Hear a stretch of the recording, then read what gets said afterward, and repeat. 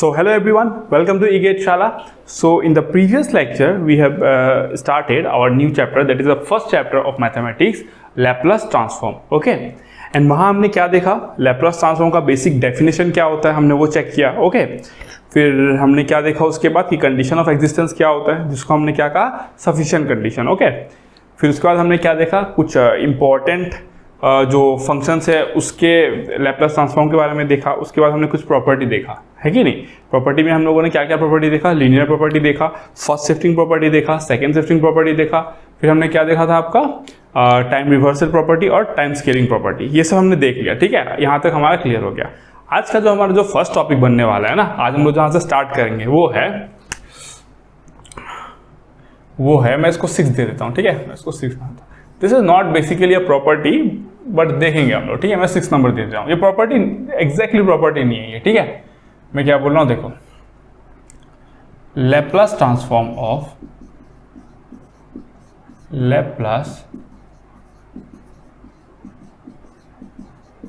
है ना, Laplace transform of periodic signals.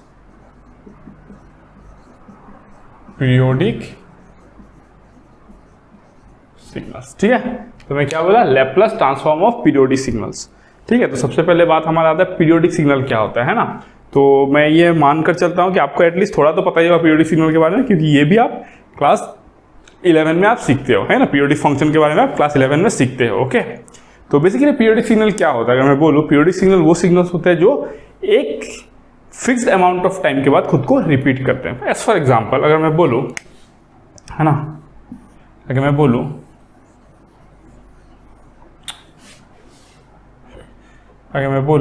है ना,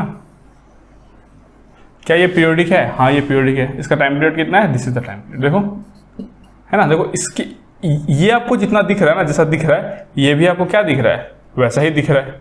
ये भी आपको वैसा ही दिख रहा है, ये भी आपको वैसा ही दिख रहा है. एग्जैक्ट नहीं हुआ है, तो बस बेसिकली बता. तो ये क्या है, आपका पीरियोडिक सिग्नल है.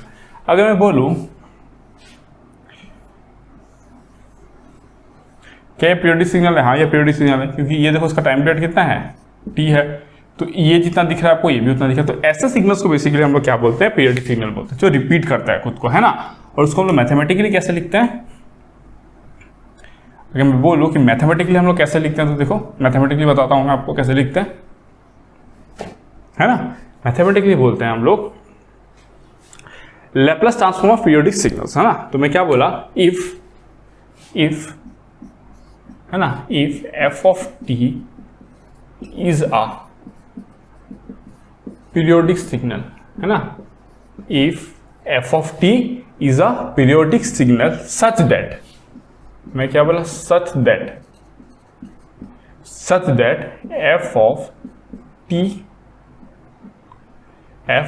T plus t is equals to f of t, है ना. इसका मतलब क्या हुआ, जब आप एफ ऑफ टी को जब आप शिफ्ट कर रहे हो ना टी अमाउंट से, जब आप टी अमाउंट से शिफ्ट कर रहे हो तो आपको एफ ऑफ टी मिल रहा है. ठीक है, तो आप प्लस माइनस भी कर सकते हो, कोई दिक्कत नहीं है. बस मैं ये पीरियोडिक सिग्नल के बारे में आपको बताया. ठीक है, तो जब आप एफ ऑफ टी को जब आप शिफ्ट करोगे तो आपको क्या मिलना चाहिए, वो सेम सिग्नल मिलना चाहिए. ठीक है, तो ये होता है पीरियोडिक सिग्नल का एक डेफिनेशन, है ना. प्लस माइनस आप यूज कर सकते हो, उसमें कोई प्रॉब्लम नहीं है.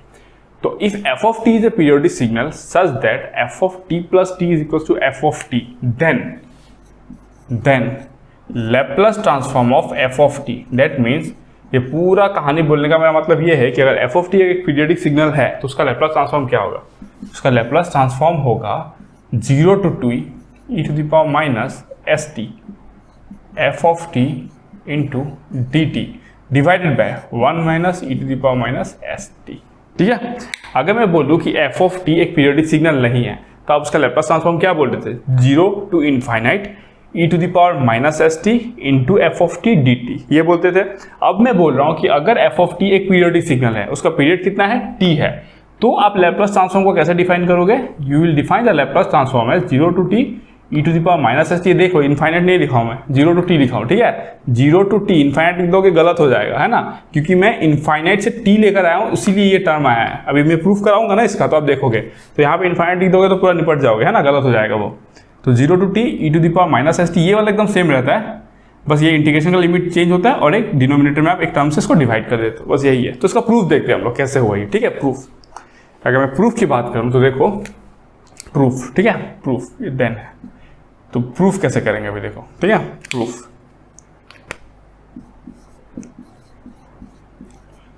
ठीक है, तो अभी कैसे करेंगे इसको देखो। अगर मैं बोलूँ कि Laplace transform of f of t, है ना, Laplace transform of f of t कितना हो जाएगा, 0 to infinite e to the power minus s t f of t into d t. ये क्या है, बेसिक डेफिनेशन है, ये तो कभी भी नहीं बदलेगा, है ना। लैप्लास का आप पीरियोडिक सिग्नल में अप्लाई करो, आप डिफरेंट डेरिवेटिव्स पे अप्लाई करो, आप इंटीग्रल्स पे अप्लाई करो, ये जो बेसिक जो डेफिनेशन है वो कभी भी नहीं बदलेगा। इसीलिए मैं जब आपको बोलता हूँ ना कि कुछ प्रूफ मैं करा रहा हूँ, कुछ प्रूफ आप खुद से करो, तो जब आप खुद से भी करोगे ना तो आपको पहला स्टेप तो यही होगा, आप कुछ भी करो आपको पहला स्टेप यही होगा। हाँ, ये हो सकता है कहीं कहीं पे आपको कोई टेक्निक यूज करना पड़े, आप डायरेक्टली इससे ना निकाल पाओ, है ना, कहीं कहीं पे आपको क्या करना पड़े, टेक्निक यूज करना पड़े, बट जो बेसिक डेफिनेशन होता है ना वो यही होता है। तो यहीं से स्टार्ट होगा सारा प्रूफ हमारा। तो मैं क्या बोला, Laplace transform of f of t कितना हो गया, 0 to infinite e to the power minus s t f of t d t. अब ये जो एफ ऑफ टी जो फंक्शन था वो क्या था, एक पीरियोडिक सिग्नल था, है ना। तो एक पीरियोडिक सिग्नल है, तो मैं इसको अगर 0 से इनफाइनाइट को अगर मैं पीरियड्स में ब्रेक कर दूं, है ना, आप मेरे से अगर पूछोगे कि सर 0 से इनफाइनाइट के बीच में कितने पीरियड्स है, तो मैं बोलूंगा इनफाइनाइट नंबर ऑफ पीरियड्स है। क्या बोलूंगा मैं, इनफाइनाइट नंबर ऑफ पीरियड्स है। बट मैं चाहता हूं कि मैं सारे पीरियड को ना मैं इंडिविजुअली लिखूं, तो मैं क्या बोलूंगा, देखो देयरफॉर लैप्लास ट्रांसफॉर्म ऑफ, है ना, Laplace transform of f of t क्या हो जाएगा, देखो 0 to t e to the power minus s t f of t, है ना, ये टी है, f of t into d t plus क्या हो जाएगा, t to t e to the power minus s t, है ना, f of t d t plus dot dot dot dot dot dot dot dot से मेरा क्या मतलब है, इसके बाद क्या आएगा आपका 2t टू 3t आएगा, ये सेम रहेगा, फिर 3t से 4t, फिर ये सेम रहेगा। तो ऐसे करके वो चलते जाएगा, कहाँ तक जाएगा, वो इनफाइनाइट तक जाएगा, है ना, इनफाइनाइट तक जाएगा। ठीक है, तो अब मैं बोल रहा हूँ कि मैं चाहता हूँ ना कि इसको रख दूँ, मैं चाहता हूँ कि इस एक्सप्रेशन में ना मैं इसको रख दूँ और बाकी जितने भी टर्म्स है उसको ना मैं इसके टर्म्स में लिखूँ। समझ में आया मैं क्या बोला, मैं सिंप्लीफाई करने की कोशिश किया। मैं बोला कि मैं जो फर्स्ट टर्म है मैं उसको वैसे ही रखूँ, क्योंकि मेरे को पता है 0 से t के बीच में जो फंक्शन जैसा दिखता है ना वो t से 2t के बीच में भी एग्जैक्टली वैसा ही दिखता है, 2t से 3t के बीच में भी वो एग्जैक्टली सेम दिखता है। क्या दिखता है सेम, जो फंक्शन f ऑफ t है वही तो पीरियोडिक सिग्नल का डेफिनेशन होता है ना। तो मैं चाहता हूं कि फर्स्ट वाले टर्म को मैं ऐसे ही रख दूं और बाकी जितने टर्म्स है ना, बाकी जितने टर्म्स है उसको मैं कुछ भी करके ना इसके फॉर्म में ले आऊं। दैट मीन्स मैं 0 से t कर दूं, इसको उधर भी मैं 0 से t कर दूं। तो जब मैं 0 से t करूंगा तो ऐसा तो नहीं है कि मेरा मन किया तो मैं कर दिया, है ना। जब मैं 0 से t करूंगा तो डेफिनेटली और कुछ तो चेंज हो सकता है इसमें। मैं क्या बोल रहा हूँ, मुझे नहीं पता कि चेंज होगा कि नहीं होगा, पर ऐसा तो नहीं है ना कि मैथमेटिक्स में मेरा जो मन गया मैं वही कर दूंगा। मेरा मन गया कि यहाँ पे मैं यहाँ पे 0 कर दूं और यहाँ पे t कर दूं, तो ऐसे तो नहीं होगा ना।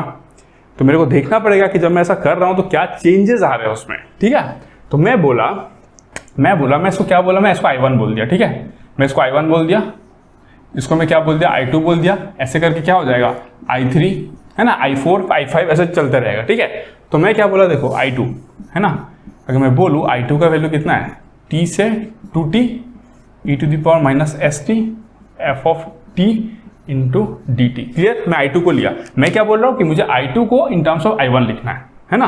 तो अब क्या करूँगा मैं, देखो अभी मैं क्या करूँगा इसको, देखो मैं बोल रहा हूँ कि मैं t को, है ना, मैं क्या बोल रहा हूँ, मैं सब्स्टिट्यूट करूँगा t को, t is equals to u plus t, है ना। t इक्वल्स टू मैंने क्या कर दिया, u प्लस टी से सब्स्टिट्यूट किया। इसका मतलब क्या होता है, इसका मतलब ये होता है कि मैं ना चाहता हूं कि मैं इसको 0 रखूं और इसको t रखूं, है ना, मेरा ऑब्जेक्टिव वो है। तो इसके लिए मैंने t को क्या कर दिया, इसे सब्स्टिट्यूट कर दिया। अगर f ऑफ t पीरियडिक है तो f of u plus T भी पीरियडिक होगा। समझो मैं क्या बोल रहा हूँ ध्यान से, मैं बोल रहा हूँ कि अगर यहाँ पे मैं एक फंक्शन लगा दूँ, ठीक है, तो मैं इधर भी एक फंक्शन होता है, मैं लिख ही देता हूँ, है ना। मैं बोल रहा हूँ कि अगर मैं इधर एक फंक्शन ऐसे लगा दूँ तो मैं इधर भी एक फंक्शन लगा दिया, है ना। मैं बोल रहा हूँ कि ये पीरियडिक है, तो भाई ये पीरियडिक होगा तो ये भी पीरियडिक होगा। अगर लेफ्ट हैंड साइड पीरियडिक हो रहा है and left hand side right hand side के साथ इक्वल है, तो ये पीरियडिक अगर हुआ तो ये भी पीरियडिक होगा, और ये तो पीरियडिक होगा ही ना, क्योंकि हमने डिफाइन नहीं किया F of t is periodic signal. That means ये भी पीरियडिक होगा। अगर ये पीरियडिक होगा तो कितना से पीरियड बनेगा उसका, अगर इसका पीरियड t है तो इसका भी पीरियड t होगा, एज सिंपल एज दैट। और आप यहाँ पे देख भी सकते हो f of u plus t आ रहा है and this will be equals to f of u हो जाएगा। समझ में आया कि नहीं? तो चलो, मैं अभी क्या बोला कि मैं क्या ले लिया, t is equals to u plus t, तो मेरा dt कितना हो जाएगा, dt is equals to how much, du हो जाएगा। ये एकदम क्लियर है आपको, ठीक है। और इंटरेस्टिंग बात क्या है, देखो जब t इक्वल्स टू टी होगा ना, जब t का वैल्यू आप t पुट कर दो तो u का वैल्यू कितना हो जाएगा, t और t कैंसिल, तो u इक्वल्स टू कितना हो जाएगा, 0, u इक्वल्स टू 0 हो जाएगा। जब t इक्वल्स टू 2t हो जाएगा ना, तो मेरा u का वैल्यू पता है कितना हो जाएगा, t हो जाएगा। तो इसीलिए मैंने उस तरीके से उसको सब्स्टिट्यूट किया ना कि मेरा काम हो जाए, क्योंकि मैं ना इसका जो लिमिट्स है ना, मैं उसको इसके तरह लाना चाहता हूँ और देखना चाहता हूँ कि ऐसा करने पे क्या कोई और टर्म इंट्रोड्यूस होगा, ये हम लोग देखेंगे अभी, है ना। तो मैं ऐसा कर दिया अभी, ठीक है, चलो ये भी बहुत सही बात है।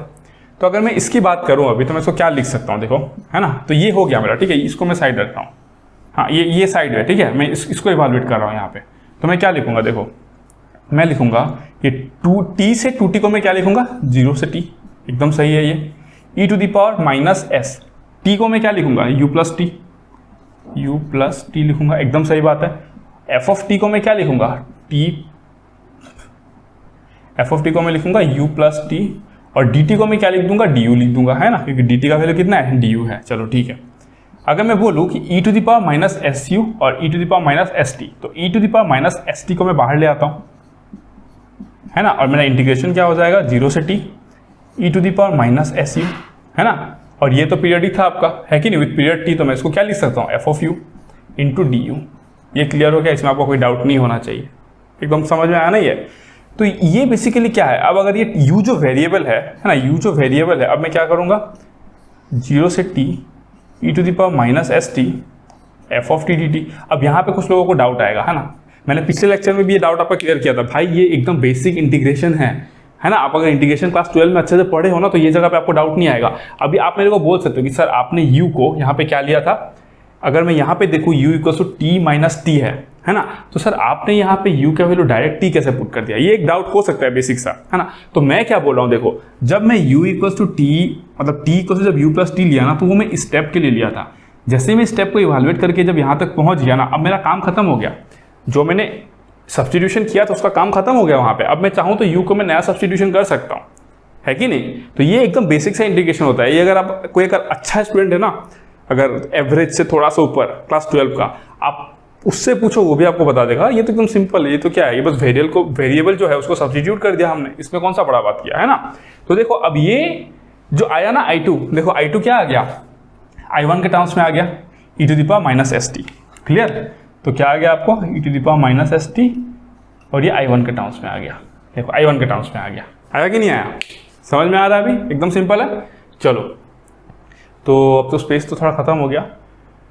नेक्स्ट क्या करना है, नेक्स्ट मैं नहीं करूंगा, नेक्स्ट खुद आपको करना है, ठीक है। अब मैं अगर बोलूँ कि मैं i3, तो इतना आप नोट करो पहले, ठीक है, इतना आप नोट करो, मैं बता रहा हूँ नेक्स्ट स्टेप क्या करना है आपको, है ना। तो मैं एज्यूम कर रहा हूँ कि आप वीडियो को पॉज किए, आपने नोट कर लिया। अब मैं क्या बता रहा हूँ, देखो अगर मैं बोलूँ कि i3 क्या होगा, i3, तो i3 क्या होता है आपका, 2t से 3t होता, बाकी ये तो सेम होता। मैं वहाँ पे सब्स्टिट्यूशन क्या करता आपको पता है, t equals to u plus 2t, तो dt इक्वल्स टू du हो जाता। जब t का वैल्यू t होता तो u का वैल्यू कितना हो जाता पता है, अब t हो जाता। और जब t का वैल्यू 2t होता ना, 2t, तो u का वैल्यू कितना हो जाता, 0। और जब t का वैल्यू जब 3t हो जाता ना, 3t, देखो यहाँ पे 3t है, तो u का वैल्यू कितना हो जाता, t हो जाता। क्योंकि देखो 3t माइनस 2t कितना हो जाएगा, t हो जाएगा ना। सेम इसी तरीके से आपको प्रोसेस करना है। आपको क्या मिलेगा पता है, अगर आप i3 के लिए निकालोगे तो i3 के लिए आपको मिलेगा i3 is equal to e to the power minus s और 2t, है ना। या फिर आप इसको ऐसे लिख दो, e to the power minus twice s t i1। यहाँ पे क्या मिला था हम लोग को, i2 में क्या मिला था, e to the power minus s t. i3 में कितना मिलेगा, e to the power minus 2s, ये 2 आ रहा है, देखो 3 है तो 2 आ रहा है ना। और ये क्या था आपका i2 था, ये तो आपका i2 के लिए था, तो देखो जब 2 है तो 1 आ रहा है, 3 है तो 2 आ रहा है ना। तो इस तरीके का आपको एक जनरल एक सीरीज देखने को मिल जाएगा। तो पता है अगर मैं ओवरऑल अगर लिखना चाहूँ, इसको अगर मैं लिखना चाहूँ तो उसको मैं मिटा रहा हूँ अभी, ठीक है। अगर मैं इसको लिखना चाहूँ तो क्या होगा मेरा, देखो क्या होगा मेरा, देखो बस यही करना था आपको, और कुछ नहीं करना था इसमें, है ना। अगर मैं लिखना चाहूँ तो मैं क्या बोलूँगा, यहाँ पे तो i1 था, है ना। तो मेरे को क्या मिल गया था आपको, देखो मैं बोलूँगा मेरे को मिला 0 से t e to the power minus s t f of t into d t, ये मेरे को कॉमन मिला था। बाकी मेरे को साथ में क्या मिला, साथ में मिला मुझे क्या क्या मिला साथ में बताओ। यहाँ पे तो 1 है, ये ध्यान से देख लो, यहाँ पे क्या है 1 है ना, और I2 में मेरे को क्या मिला था plus e to the power minus s t मिला था। I3 में मुझे क्या मिला था plus e to the power minus twice s t मिला था, plus dot dot dot dot कहाँ तक जाएगा, ये तो इन्फाइनाइट तक जाएगा। क्लियर हो गया, समझ में आया, तो इन्फाइनाइट तक जाएगा ना। अब अगर मैं इसको बोलूँ कि मुझे लिखना है इसको, तो मैं क्या लिखूंगा, देखो 0 से t e to the power minus s t f of t d t. Clear, f of t d t. अब ये क्या है, ये तो ज्योमेट्रिक प्रोग्रेशन है ना, ये ज्योमेट्रिक प्रोग्रेशन है। मैं अभी मेरे को याद है, मैं 4 या 5 साल पहले क्लास 10 के स्टूडेंट को पढ़ाता था, तो उसको भी पता है इसको कैसे सॉल्व करते हैं ना। ये एक ज्योमेट्रिक सीरीज है, इनफाइनाइट सीरीज। इसका वैल्यू क्या होता है, a बाय 1 माइनस आर। ए क्या है फर्स्ट टर्म, आर क्या है कॉमन रेशियो, ठीक है। तो ये कितना हो जाएगा आपका, फर्स्ट टर्म क्या है 1 डिवाइडेड बाय क्या होगा कॉमन रेशियो। कॉमन रेशियो कितना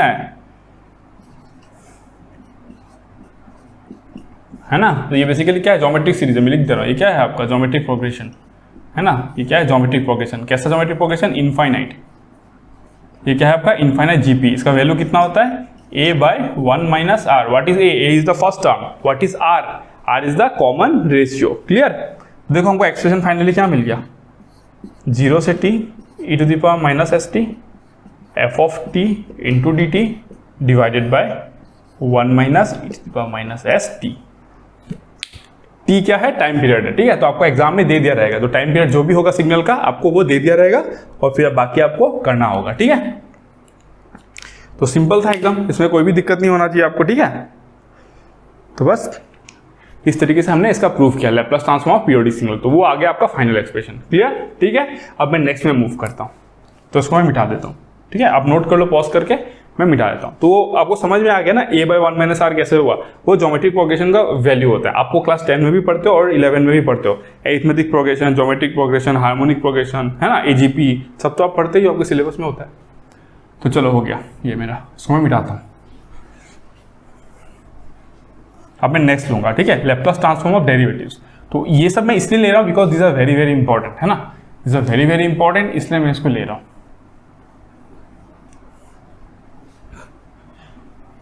चलो अब मैं नेक्स्ट बोल रहा हूँ लैप्लास ट्रांसफॉर्म ऑफ डेरिवेटिव्स, है ना, लैप्लास ट्रांसफॉर्म ऑफ डेरिवेटिव्स।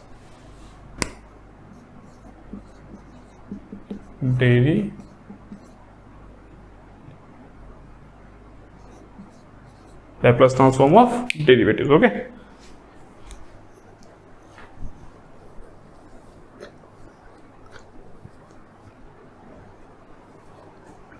तो मैं क्या बोला, लैप्लास ट्रांसफॉर्म ऑफ डेरिवेटिव्स, ठीक है। चलो अब कैसे करना है इसको, देखो लैप्लास ट्रांसफॉर्म ऑफ डेरिवेटिव्स को। लैप्लास ट्रांसफॉर्म ऑफ डेरिवेटिव्स मैं बोल रहा हूं अगर if Laplace transform of f of t equals to f of s अगर होता है, then Laplace transform of f dash t मतलब क्या है, d by d t of f of t को ही आप क्या बोलते हो, एफ डैश टी बोलते हो, है ना। डी बाई डी टी को आप क्या बोलते हो, एफ डैश टी बोलते हो। क्लियर, तो इस पर डाउट नहीं होना चाहिए आपको फिर ये कैसे हो गया। तो Laplace transform F dash T पता है कितना हो जाएगा, पता है, एफ ऑफ टी अगर एफ ऑफ एस है तो एफ डैश टी का कितना हो जाएगा, s F of s minus f of zero.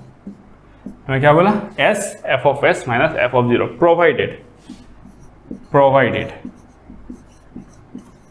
Provided में क्या बोलूंगा, लिमिट, है ना। क्योंकि आप देखो जनरली क्या होता है ना, जब लोग इसका डेरिवेटिव का जब दिखाते हैं ना, तो इतना लिख देंगे आपको इन जनरल, है ना, इतना प्रोवाइडेड नहीं मिलेगा आपको इतना बस देखने को मिलेगा, और आपसे बोलेंगे कि आप याद कर लो।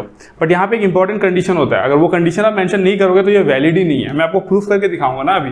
वो कंडीशन क्या है, provided limit t tends to infinite e to the power minus s t f of t is equals to zero. तो जब तक ये कंडीशन को आप सेटिस्फाइड नहीं करोगे तब तक ये वैलिड ही नहीं होगा। मैं अभी आपको दिखा दूंगा, आपकी आंखों के सामने दिखा दूंगा मैं, ठीक है। और यहाँ पे भी और एक चीज आपको लिखना पड़ेगा, then Laplace of f dash t equal to s of f of s minus f of zero. And यहाँ पे पता है क्या है आपका, जो एफ डैश टी है ना, that has to be continuous, ठीक है, f dash t has to be continuous.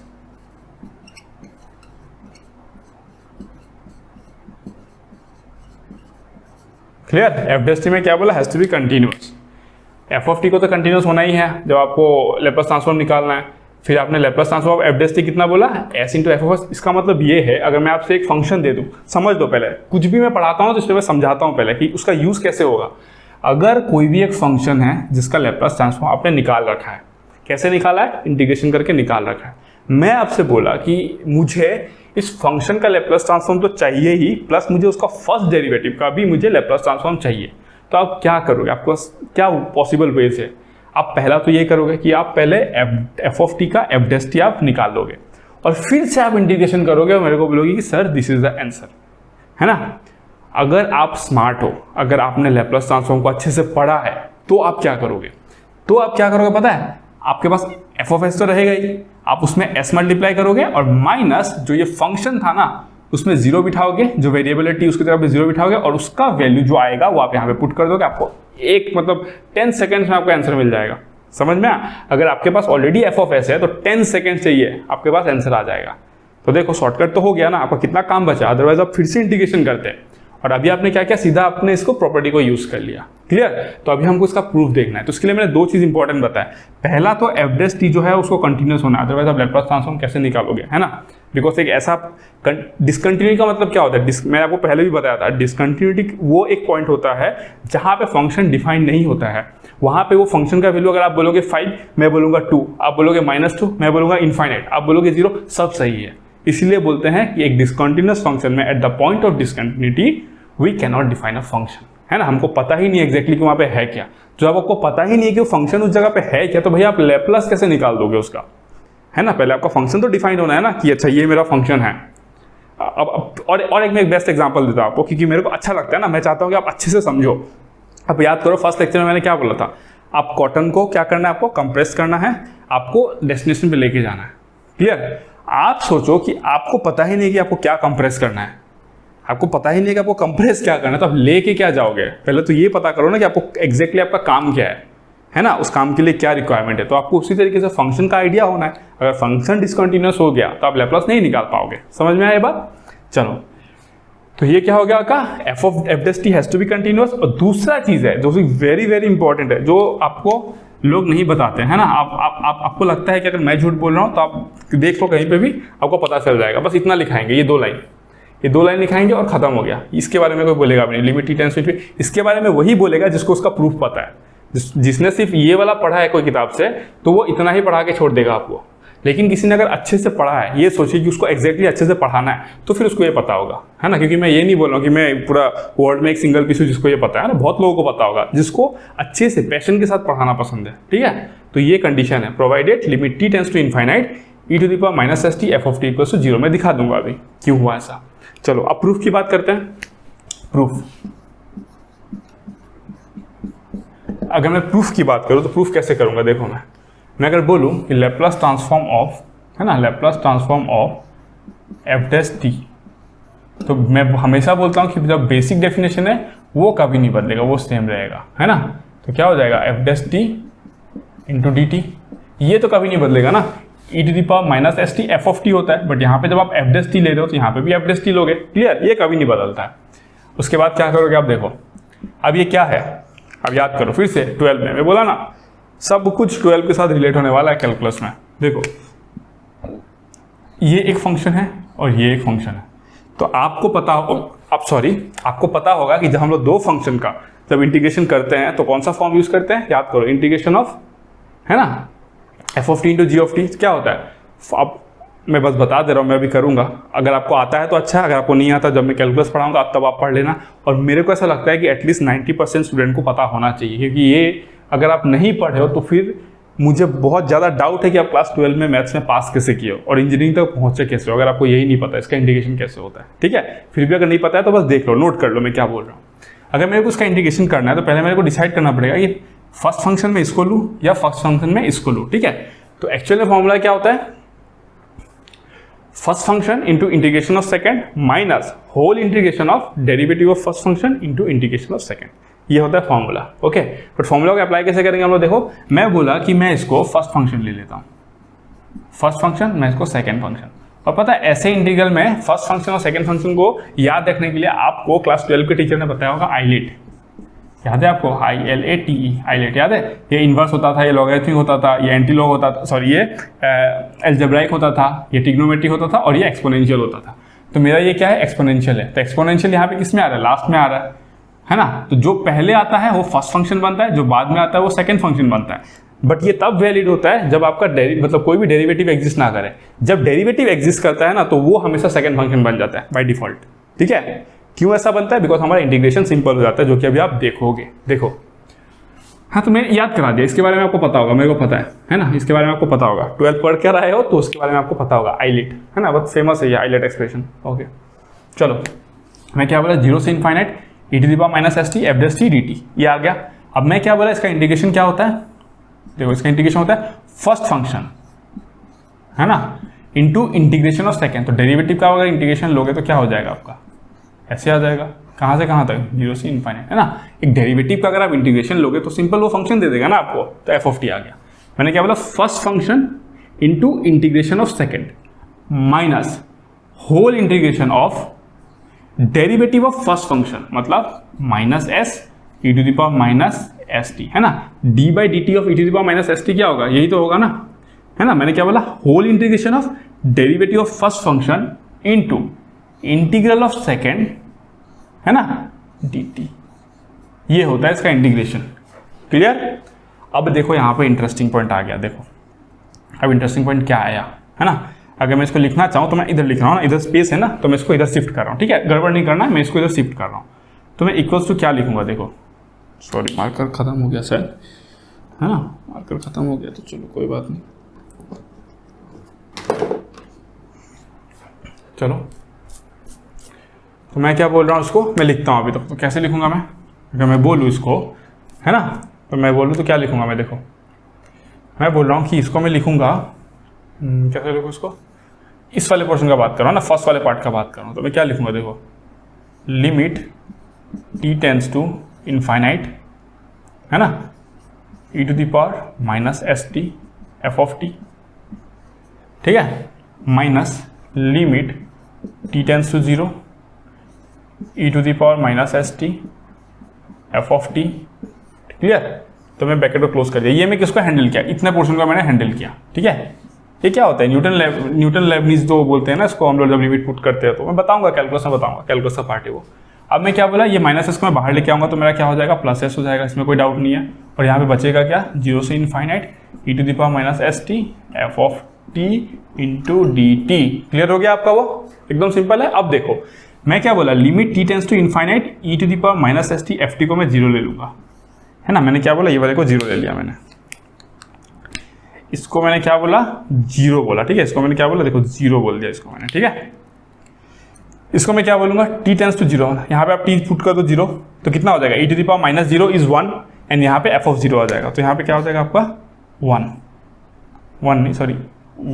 Into f(0). क्यों? e⁻0 इज 1 एंड f(t) का वैल्यू f(0) आ गया, क्योंकि आपने t को 0 पुट कर दिया वहाँ पे। ठीक है, प्लस s, ये क्या है भाई, है ना, ये क्या है? ये तो लैप्लास ट्रांसफॉर्म है ना आपका। दिस पोर्शन क्या है आपका? लैप्लास ट्रांसफॉर्म है। तो आप इसको क्या लिख दोगे? fs लिख दोगे। तो देखो आ गया ना आपका, क्या आ गया आपका? s f(s) minus f(0). देखो आ गया ना आपका आंसर, यही तो था। लैप्लास ट्रांसफॉर्म डेरिवेटिव कितना आएगा? s(f(s) minus f(0). Clear? Condition क्या था वो इंपॉर्टेंट है। अगर आप इसको 0 नहीं पुट करते तो ये टर्म तो यहीं पे रह जाता ना। फिर अगर आप 0 नहीं पुट करते तो यहाँ पे और एक टर्म आता, बट यहाँ पे आपको और एक टर्म दिख रहा है क्या? नहीं दिख रहा है, किसी किताब में भी नहीं दिखेगा। क्यों नहीं दिखेगा? बिकॉज आप ये मान लेते हो कि जब t इनफाइनाइट की तरफ मूव करेगा ना, तो ये जो वैल्यू है ना, ये 0 होगा। और ऐसा क्यों माना जाता है? ऐसा मानने का ये रीजन है बिकॉज हम जब काम करते हैं तो बाउंडेड फंक्शन पे काम करते हैं। तो ये वाला तो बाउंडेड है, क्योंकि ये क्या है आपका? एक्सपोनेंशियली डिक्रीजिंग है। ये क्या है आपका? एक्सपोनेंशियली डिक्रीजिंग है। तो f(t) को भी बाउंडेड होना पड़ेगा, है ना। तो उसके लिए आप क्या बोलोगे कि t टेंड्स टू जब इनफाइनाइट होगा तो आपको वैल्यू 0 मिल जाएगा। तो मैं यहाँ पे अभी बहुत बात कर सकता हूँ, मैं अगर चाहूँ यहाँ पे तो बहुत कुछ आपसे बात कर सकता हूँ, लेकिन उतना मैं अगर बात करूंगा तो आप मैथ छोड़ के भाग जाओगे, है ना। तो फिर मैं उतना बात नहीं करना चाहता यहाँ पे। तो मैंने ये मान लिया कि provided this portion has to be 0, for this formula to be valid, जो कि आपको हर किताब में, हर कोचिंग के मटेरियल में आपको मिलता है ना। तो बहुत कम जगह पे मैंने देखा है जहाँ पे लोग इसको मेंशन करते हैं, प्रोवाइडेड दिस, क्योंकि आपको जरूरत भी नहीं पड़ता है बहुत जगह पे ना, आपको जरूरत भी नहीं पड़ता। आपको अगर क्वेश्चन भी आए, मैं क्या बोल रहा हूँ, अगर मैं आपको एक क्वेश्चन दूँ ना और इसके बारे में अगर आपको आइडिया नहीं है ना, बस ये अगर आप जानते हो तो भी आपका सॉल्यूशन निकल जाएगा। तो अभी मैं क्या बोला, आपका सॉल्यूशन निकल जाएगा और गड़बड़ वहीं पे हो जाता है ना। कहते हैं ना कि little knowledge is a dangerous thing, तो गड़बड़ वहीं पे हो जाता है। फिर अगर कोई चाहेगा ना कि बहुत एक एक्सट्रीम लेवल का अच्छा क्वेश्चन अगर कोई डिजाइन करना चाहे मैथ्स में, और जिसको बहुत अच्छा मैथ्स का नॉलेज है और जो इसके साथ कुछ कर सके, तो फिर आप निपट जाओगे। फिर आपको समझ में भी नहीं आएगा कि हुआ क्या है यहाँ पे, है ना। फिर आप बोलोगे कि मैंने तो कभी सुना ही नहीं था इसके बारे में, तो फिर ऐसे ही होता है। ठीक है, तो मैंने आपको इसका प्रूफ करके दिखा दिया। समझ में आया, क्लियर हो गया अभी। चलो, तो मैं इसको मिटा रहा हूँ, आप इसको नोट कर लो। तो मैंने ये फर्स्ट डेरिवेटिव के लिए बताया, ठीक है। तो मैं एक जनरल एक्सप्रेशन लिखता हूँ आपके लिए, एक जनरल एक्सप्रेशन। अगर ज़्यादा हुआ, अगर सेकेंड डेरिवेटिव हुआ तो, अगर थर्ड ऑर्डर डेरिवेटिव हुआ तो, बिकॉज आप तो इंजीनियरिंग में डील करते हो ना हायर ऑर्डर डेरिवेटिव्स के साथ में, तो अगर वैसा कुछ होता है तो फिर आप लैप्लास को कैसे यूज़ करोगे। मैं बोल रहा हूँ, देखो, if this is important, okay, this is important note. मैं क्या बोला, ये नोट में मैं क्या लिखवा रहा हूँ, if F dash T is continuous, if f dash t is continuous and its first, मैं क्या बोला, and its first n minus 1, ये क्या है आपका n minus 1 डेरिवेटिव्स, है ना। if f dash t is continuous and its first n minus 1 derivatives are also continuous, इसका मतलब क्या हुआ वो भी मैं लिख देता हूं। इसका मतलब ये हुआ कि f डबल डैश टी भी कंटिन्यूअस है, f ट्रिपल डैश टी भी कंटिन्यूअस है, f4 भी कंटिन्यूअस है ना। तो सारे क्या है, आर कंटिन्यूअस।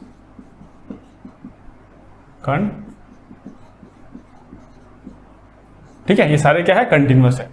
तो अगर मैं बोलूं लैप्लास ट्रांसफॉर्म, है ना, Laplace transform of f and t, ये n का मतलब क्या होता है, डेरिवेटिव होता है। देख लो, गलत मत कर दो, अगर फर्स्ट टाइम पढ़ रहे हो तो गलत कर दोगे, क्योंकि पहले अगर पढ़े होगे तो कोई दिक्कत नहीं है। ये n क्या है, ये डेरिवेटिव का पावर समझा रहा है आपको, है ना, कौन से ऑर्डर का डेरिवेटिव है, this is the order for the derivative. अगर आप n1 लोगे that means first order derivative, है ना,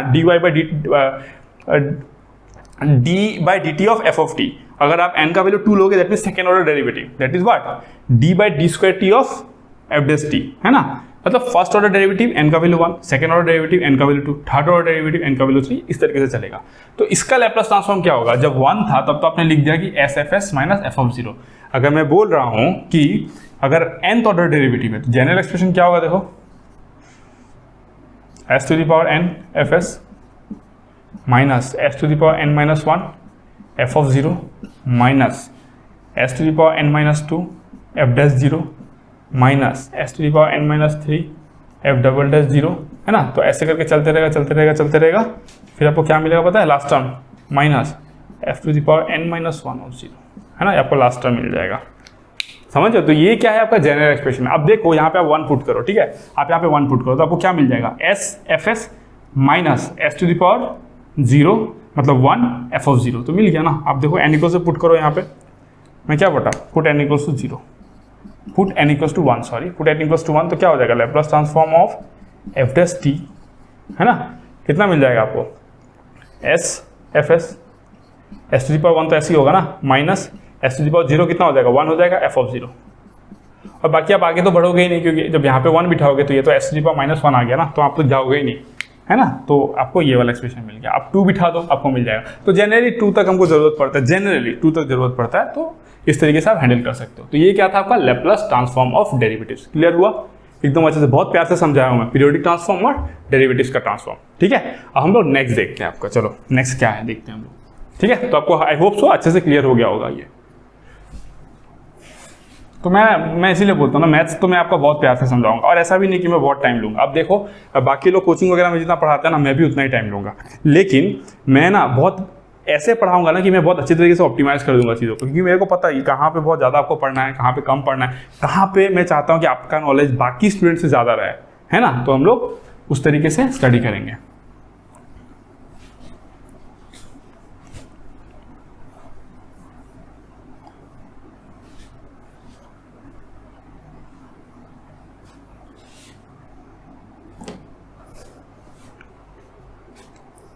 ठीक है। तो अब मैं क्या बोला, लैप्लास ट्रांसफॉर्म ऑफ इंटीग्रल्स के बारे में। चलो मैं बोल रहा हूं कि Laplace transform of integrals, Laplace transform of integrals,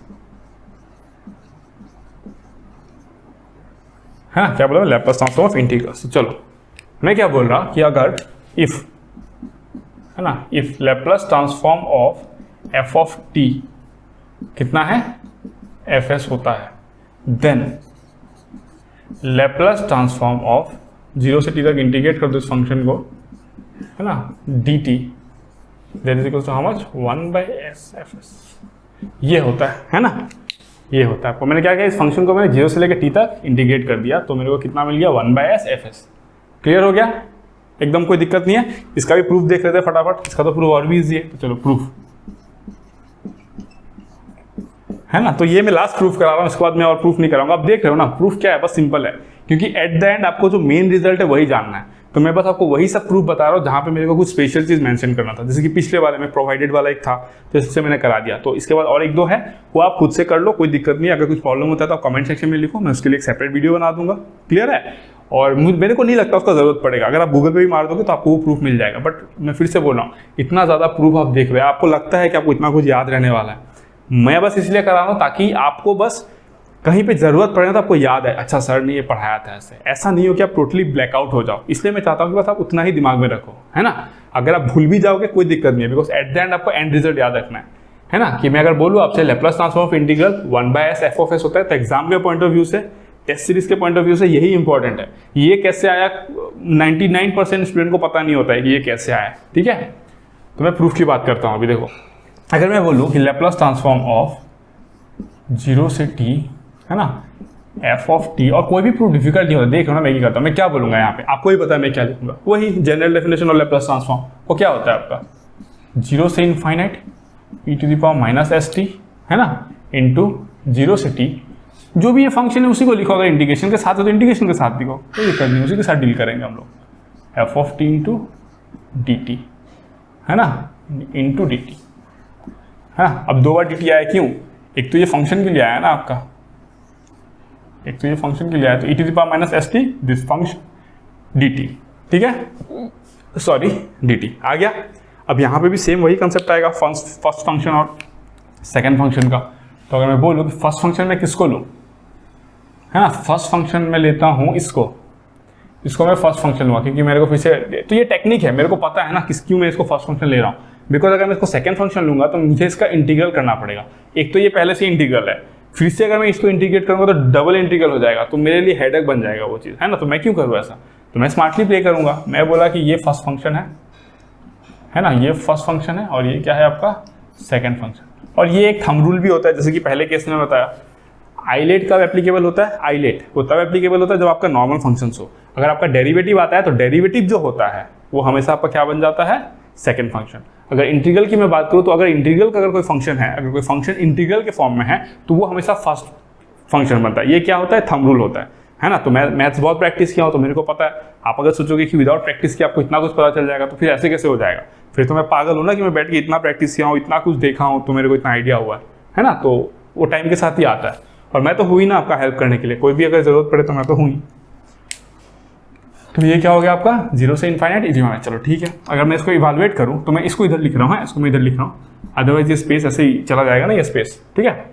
तो क्या हो गया, देखो क्या बोला था मैं, कैसे करते हैं, फर्स्ट फंक्शन, है ना, first function f of t into dt into integral of second. Integral of second क्या है, e⁻⁻st/-s। कहाँ से इंटीग्रेट करना है भाई, 0 से इनफाइनाइट तक। ये चीज़ देख लो, 0 से इनफाइनाइट तक इंटीग्रेट करना है। ये हो गया मेरा पहला पार्ट। माइनस के बाद क्या होगा, होल इंटीग्रेशन, है ना। इसमें आप क्या लिखोगे, डेरिवेटिव ऑफ फर्स्ट फंक्शन, है ना। अगर मैं बोलूँ कि डेरिवेटिव ऑफ फर्स्ट फंक्शन होगा तो डेरिवेटिव ऑफ फर्स्ट फंक्शन क्या हो जाएगा, f ऑफ t हो जाएगा। आप अगर एक इंटीग्रल को अगर डेरिवेटिव लोगे तो क्या हो जाएगा, f ऑफ t हो जाएगा ना। ये तो सिंपल है आपका। चलो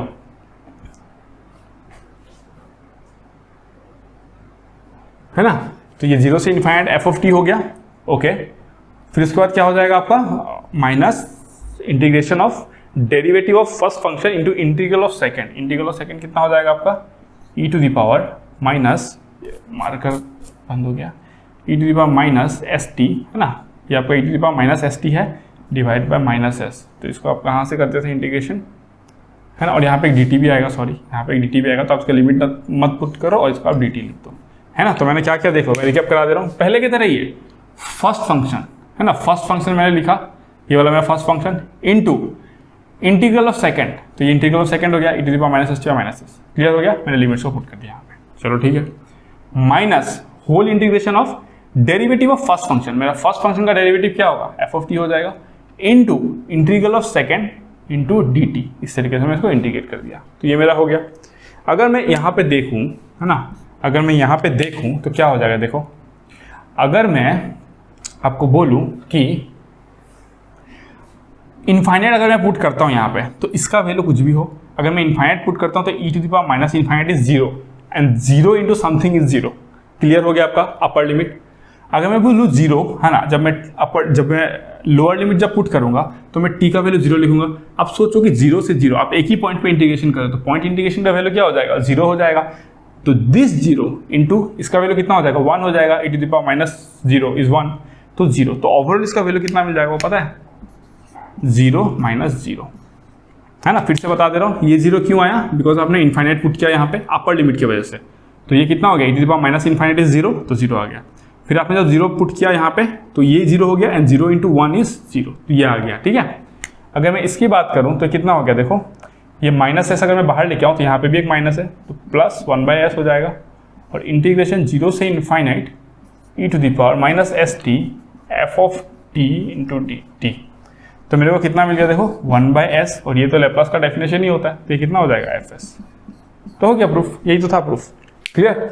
देख रहे हो ना मैथ्स कैसा चीज़ होता है, मतलब तो ये हो गया proof, Laplace transform integral, clear हो गया, कोई दिक्कत नहीं है, कोई डाउट नहीं है। इसको आपको नोट करना है, आपको जो याद रखना है दिमाग में वो है एंड रिजल्ट, तो आपको ये रिजल्ट याद रखना। अगर ये रिजल्ट याद नहीं रखोगे तो फिर दिक्कत हो जाएगा आपके लिए, है ना, तो ये आपको याद रखना ही पड़ेगा, है ना।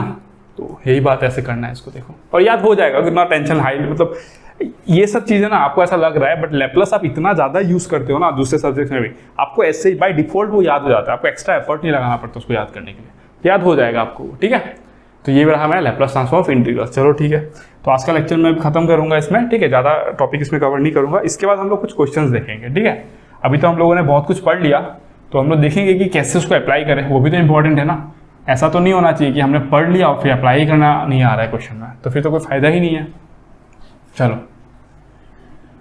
तो मैं ये सब लिख दिया। अभी मैं नेक्स्ट लिखूंगा दो इम्पॉर्टेंट, ठीक है, दो इम्पॉर्टेंट पॉइंट में लिखूंगा आपको, देखो दो इम्पॉर्टेंट पॉइंट, है ना। Multiplication by t to the power n, इसका प्रूफ आप खुद करोगे एज एन होमवर्क, है। अगर आप प्रूफ कर पाते हो तो ठीक है, अगर नहीं कर पाते हो कमेंट सेक्शन में मेंशन करो, मैं उसका वीडियो भी ले आऊंगा, ठीक है। बट मैं बोलूंगा कि देखो आजकल सब कुछ जस्ट वन क्लिक अवे, आप गूगल में मार दो इसके बारे में, आपको तुरंत निकल के आ जाएगा। बट फिर भी मैं हूँ, क्योंकि मेरे को तो पता है ना, मेरे को तो सब चीज़ का प्रूफ पता है, लेकिन मैं नहीं चाहता यार मैं सब कुछ अगर प्रूफ कराने लगूंगा तो आप सोचो ना, अभी लैप्लास है, जेड है, कितना कुछ प्रूफ कराऊंगा मैं आपको। कॉचीज थ्योरम जब मैं कॉम्प्लेक्स वेरिएबल पढ़ाऊंगा वहाँ पर भी प्रूफ कराने के लिए, अगर मैथ्स में सब चीज़ का मैं प्रूफ कराने चला जाऊँ ना, तो फिर मेरे को एक साल तो पूरा मैथ्स ही पढ़ाना पड़ जाएगा, है ना। तो मैं कुछ चीज़ आपके ऊपर भी छोड़ रहा हूँ, बिकॉज एट द एंड आपको फाइनल रिजल्ट ही याद रखना है। एट द एंड में बोला आपको फाइनल रिजल्ट ही याद रखना है, तो अगर आप प्रूफ नहीं भी जानोगे तो भी उससे कुछ फर्क नहीं पड़ेगा उससे, ठीक है। तो multiplication by t to the power n, तो मैं यहाँ पे लिखूंगा if Laplace transform of f of t अगर आपका होता है एफ ऑफ एस, देन क्या बोला, देन क्या हो जाएगा, Laplace transform of t to the power n f of t is equals to minus one to the power n, है ना, n derivative of f s. N का value कितना हो सकता है, 1 हो सकता है, 2 हो सकता है, 3 हो सकता है, डॉट डॉट डॉट, ठीक है। मतलब एक इंटीग्रल वैल्यू होगा, एक पॉजिटिव इंटीजर होगा। तो मैं क्या बोला, अगर आपको एफ ऑफ टी का एफ ऑफ एस का आपको पता है, तो अगर आपसे कोई पूछे ना t to the power n, मान लो कि एन का वैल्यू 1 है, तो t into f of t का कितना होगा, तो आप क्या करोगे, minus one to the power 1 first derivative of f of s ले लो, आपको आंसर मिल जाएगा सीधा। अगर यहाँ पे मैं 2 करूंगा तो क्या करोगे आप, minus one to the power 2 second derivative ले लो। सेकंड डेरिवेटिव कैसे निकालोगे, पहले फर्स्ट डेरिवेटिव निकालो, फिर से और एक बार डेरिवेटिव निकालो, सेकंड डेरिवेटिव मिल जाएगा। तो ये एक बहुत इंपॉर्टेंट रिजल्ट है ना, मैं क्या बोला, ये एक बहुत इंपॉर्टेंट रिजल्ट है। तो ये आपके दिमाग में एकदम होना चाहिए, है ना, दिस इज इंपॉर्टेंट, क्लियर। तो ये आपके दिमाग में एकदम होना चाहिए। मैं अगर बोलूँ दूसरा रिजल्ट है ना, दूसरा result division by T, division by T, that is if Laplace transform of f of t, अगर एफ ऑफ एस होता है ना, अगर एफ ऑफ एस होता है, अगर मैं बोला कि एफ ऑफ एस होता है, Laplace transform of f of t is f of s, then Laplace transform of 1/t f of t है ना इज इक्वल्स टू एस से infinite f s d s. तो ये होता है। तो हम लोग क्वेश्चन करेंगे तो देखेंगे। तो ये दो चीज़ है, मैं आपको होमवर्क दिया, आप ट्राई करो। अगर आपसे नहीं बनता, मैं बार बार बोल रहा हूँ, the only thing that is required is कि आपको एंड रिजल्ट पता होना चाहिए। तो ये दोनों बहुत इंपॉर्टेंट है, बहुत इंपॉर्टेंट इसलिए है, आप देखोगे कि बहुत ही अच्छा क्वेश्चन इस पे फ्रेम होता है ना। ये तो बहुत ईजी है, इसको याद रखना भी ईजी है एंड इससे आपका हो जाएगा, इसमें कोई दिक्कत नहीं है। इंपॉर्टेंट है ये वाला, इट्स वेरी इंपॉर्टेंट है ना, वेरी इंपॉर्टेंट। क्योंकि अगर आपको इसके बारे में आइडिया नहीं है ना, तो आपको जब एग्जाम में क्वेश्चन आएगा ना, तो आप नहीं सकोगे करने के लिए। तो मैं कराऊंगा आपको क्वेश्चन है ना, आपको मैं एकदम एक्वेंट करा दूंगा। अभी तक मैंने जितना भी पढ़ा है ना, मैं सबके ऊपर एक क्वेश्चन आपको लेके दिखाऊंगा किस तरीके से मतलब क्वेश्चन को किया जाता है। आपको पता ही है, मैं कभी भी एकदम एक ऐसा नहीं कि लल्लू पंजू क्वेश्चन उठाता हूँ है ना। मैं आपको एकदम अच्छा क्वेश्चन करूंगा जहाँ पे आपको पूरा कंसेप्ट क्लियर हो जाएगा। अभी तक आपने जो भी पढ़ा है, कैसे उसको यूज करते हैं, सब कुछ क्लियर हो जाएगा। तो ये रिजल्ट बहुत इंपॉर्टेंट है। अगर आपको एफ ऑफ टी का एफ ऑफ एस पता है, तो 1/t से जब आप इस फंक्शन को डिवाइड करोगे ना, तो आपको जो लैप्लस ट्रांसफॉर्म जो मिलेगा, कैसे मिलेगा वो, ये जो एफ ऑफ एस था उसको आप इंटीग्रेट करो। कहाँ से कहाँ तक, लिमिट इज इंपॉर्टेंट, एस से लेके infinite f of s d s. That means ये जो रिजल्ट था उसको आप इंटीग्रेट करो with limit, lower limit as s and upper limit as infinite, आपका आंसर मिल जाएगा। क्लियर। तो आज के क्लास में हम लोगों ने कुछ बहुत ही इंपॉर्टेंट चीज़ें देखी, तो वो सब कुछ बहुत इंपॉर्टेंट है। अगर आप बोलोगे ना पीरियोडिक फंक्शन, तो पीरियोडिक फंक्शन में सिग्नल्स एंड सिस्टम पे एक या दो बार क्वेश्चन फ्रेम हुए हैं है ना, अभी तक एक या दो बार क्वेश्चन फ्रेम हुए हैं। तो उस पर बहुत ज़्यादा क्वेश्चन फ्रेम हो सकता है इन फ्यूचर भी, पॉसिबिलिटी बहुत ज़्यादा रहता है। क्योंकि जहाँ से क्वेश्चन ज़्यादा नहीं पूछा रहता है ना, तो वहाँ पे मतलब बहुत ज़्यादा उसका डोमेन बहुत बड़ा होता है। वहाँ से क्वेश्चन पूछने का मतलब बहुत सारे क्वेश्चंस को डिफरेंट पिक किया जा सकता है। तो पीरियोडिक सिग्नल इंपॉर्टेंट था। फिर डेरिवेटिव आपको मैंने बताया, फिर इंटीग्रल मैंने बताया, सब प्रूफ कर दिया। डेरिवेटिव एक इंपॉर्टेंट कंडीशन था जिसके बारे में कोई बात नहीं करता, क्योंकि मैं आपको बता दिया। उसके बाद multiplication by t to the power n और डिवीजन बाय टी। मैं आपको बता रहा हूँ ना, मैं लिटरली आपको बता रहा हूँ, मैं आपको जब लैप्लस जिस दिन में खत्म करूँगा ना, और शायद मेरे को 3 या 4 लेक्चर चाहिए होंगे है ना, दैट मीन्स टोटल 5 से 6 आवर्स में लैप्लस खत्म हो जाएगा। मैं आपको ये लिख के देता हूँ, आप मेरे से रिटर्न में लिख लो।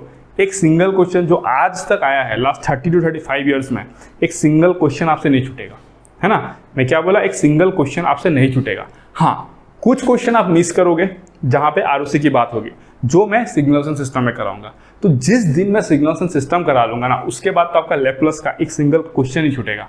जो लास्ट 30 ईयर्स में आया उसमें भी आप गलती नहीं करोगे, एंड जो आने वाले 10 साल में आने वाला है ना, वो भी आप इजीली हैंडल कर लोगे। बस प्रोवाइडेड आपको सिली मिस्टेक नहीं करना है, ठीक है। क्योंकि मेरा एक बहुत जो अच्छा एक बहुत ही बुरा एक हैबिट है, वो है सिली मिस्टेक का। मैं जब भी क्वेश्चन देखता हूँ ना, मैं बहुत फास्ट करता हूँ।